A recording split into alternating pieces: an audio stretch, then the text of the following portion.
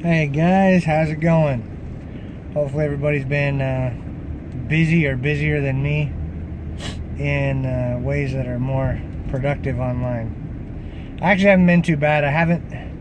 I'm still in the mode of I haven't listed anything. I honestly have not shipped anything to FBA for, oh God, probably 3 weeks now.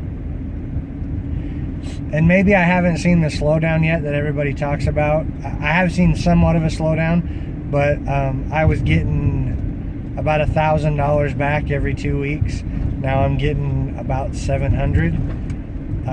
Some of my long tail stuff is selling, but I'm not getting any of those quick stuff that, you know, as soon as it hits, it sells. So I really need to get back on that.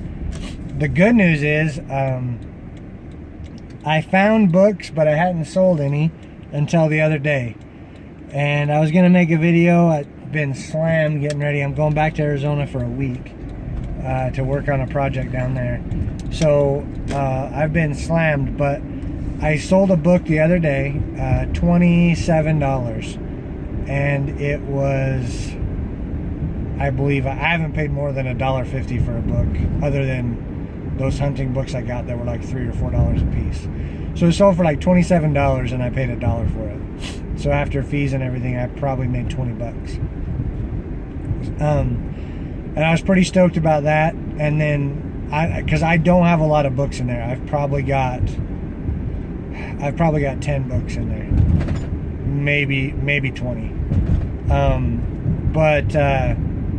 So I have all those in there, and so I'm not, obviously, because I don't have a huge inventory of books, I'm not expecting a ton to sell.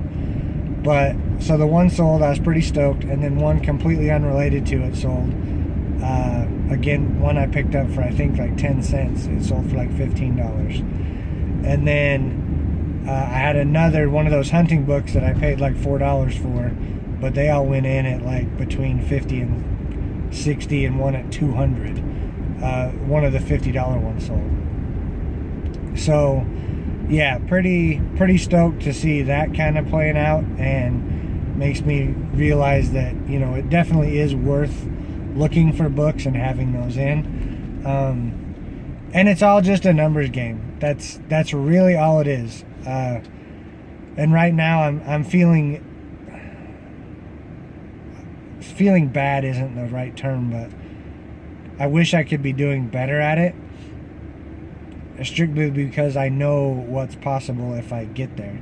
But right now, my current work of, you know, handyman work and construction is what's paying the bills and making it to where I can buy that inventory. And right now it's just a busy season. So for me, I'm not trying to make $1 million the first year or 2 or 5. It's, if I can get to where I'm making $50,000 to $80,000 a year profit, and the biggest thing for me is at that point, I'm able to control my time how I want. I'm self-employed now, so I can control that to a point, but it is based on what my customers want, because I have a high demand for my work.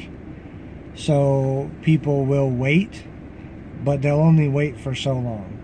So, and there are things that need to be done right away. So that's where the type of work I do now, because it's so physical, I can only do so much. And then also, you do have some free time, but it's all based on when your customers need stuff done. So that's the hard part. And that's where being online, you just can have so much more freedom. But it's all numbers. That's what I was going to talk about mainly. Is Craigslist Hunter is somebody I've been watching a lot recently, and 10K on the Bay. And he has 10K on the Bay has a, you know, he knows the numbers, and he's not going to do them on his own, so he's hiring a bunch of help. Because he wants to grow fast. Me, I'm not so much intent on growing quickly. I want to get the system set up, and then, you know, if I can start listing a couple hundred items a month on eBay, and at the same time be sending in shipments every week or every other week to FBA, I think making that 50 to 80,000 is completely possible. And if that's kind of the model you're going for, 10K on the Bay, he's got great tips and stuff on how to use. He knows what he's doing, and he's got a plan, and he's pushing it. Ryan Roots and his wife Allie are doing more along the line of what I'm looking at. And then like Craigslist Hunter, I don't ever have a desire to have a store, but when you're looking for items to resell, he's got some great tips on where to find them, what to look for, individual items, and he's down to earth, and they tell you really, it's not $1 million in sales, it's X amount of profit in sales is how they really claim their success, which is what I like to see. So those two guys, and then Craigslist Hunter also talks about a podcast that's also on eBay called Scavenger Life, and the wife's name is Ryan. Now I was just listening to him, and the husband's name is going past me. I don't remember what it is. Anyway, but they started a few years ago, and they now have, I want to say the last podcast I listened to, like 4,000 items in their eBay store. But they're talking, clearing $2,000 a month or a week in sales on general the last few times I've listened to them, and their cost is, between $100 and $200 for those items. So that's where I want to be, is if I could be clearing that kind of money every month. And they did it like I'm talking. They started out, list, and they've got stuff that moves quick, but then they have listings that have been on their store for 2 or 3 years and they're still selling. So with FBA and with eBay, it's all about, the inventory and then the size of your inventory. So they're to the point that they have an anchor store and another store. And I haven't looked at their stores. I'm not sure why they have the two. There's probably diversity between them, but it's all about inventory. So I'm trying to keep, my plan is, I've got this one more job in Arizona. I'm actually bidding another one while I'm down there, but then I'll be back up here for a few weeks and not going anywhere. And I really want to finish getting my area organized for my eBay stuff, and instead of being outsourcing, which I do enjoy a lot, I have been getting that ready, and I am getting a whole lot of stuff around my house that I don't use anymore, and it's good stuff, I just don't use it, and I'm gonna list all that on eBay. So hopefully I'll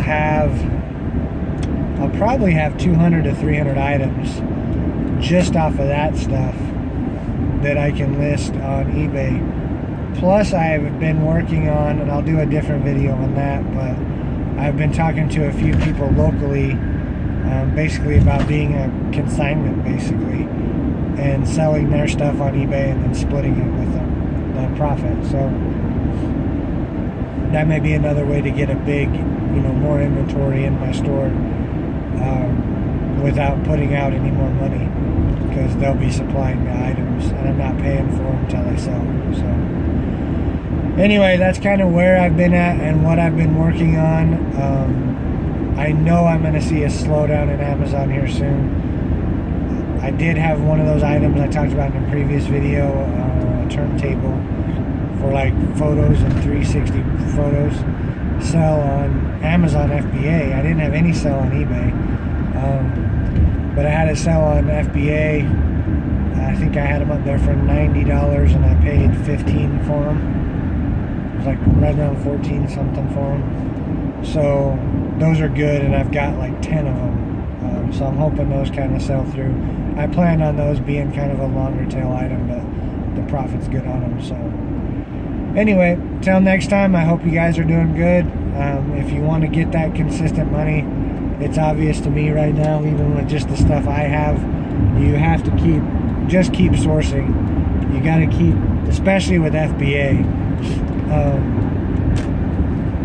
and you can afford to have those longer term items on eBay, but you just have to store them, so you got to have the space. But you got to keep sourcing, and you got to keep listing in order to keep that volume up. And hopefully if that volume's up, it'll keep you motivated. So until next time, keep sourcing, keep listing, and everybody, hope you have a good one. If this is helpful, hit that thumbs up button, subscribe if you want to see more. I do have my second channel up that all this stuff will start being on exclusively, and I'll put a link down in the description for that, as well as the links to the other videos or channels that I mentioned. So until next time, everybody have a great one.